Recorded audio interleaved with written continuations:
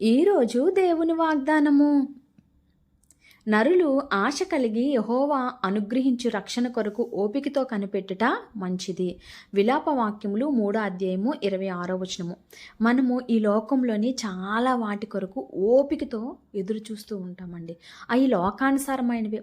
కానీ రక్షణ కొరకు, దేవుడు అనుగ్రహించిన రక్షణ కొరకు మనము ఓపికతో కనిపెట్టుట మంచిదంటండి.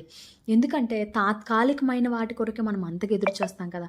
అటువంటి దేవాతి దేవుడు మనకు అనుగ్రహించిన రక్షణ కొరకు మనం ఎంతగానో ఎదురు చూసేవారుగా ఉండాలి.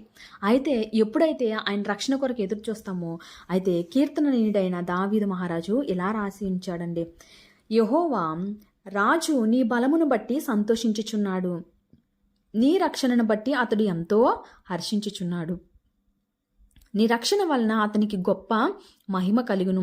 గౌరవ ప్రభావములను నీవు అతనికి ధరింపచేసి ఉన్నావు. నిత్యము ఆశీర్వాద కారకుడుగా నుండినట్లు నీవు అతన్ని నియమించి ఉన్నావు. నీ సన్నిధిని సంతోషముతో అతన్ని ఉల్లసింపచేసి ఉన్నాడు. ఏలయనగా రాజు యెహోవా యందు నమ్మికించి ఉన్నాడు. అయితే ఎప్పుడైతే ఆయన రక్షణ కొరకు ఎదురు చూస్తామంట, దేవుడు అంట ఉల్లాసాన్ని ఇస్తాడట, సంతోషాన్ని ఇస్తాడట, గొప్ప మహిమ మనకిస్తాడంటండి. అటువంటి గొప్ప ధన్యత దేవుడు మనందరికీ ఇవ్వాలండి.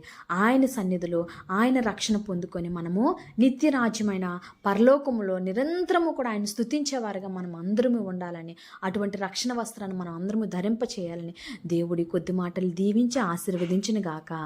Amen, amen, amen.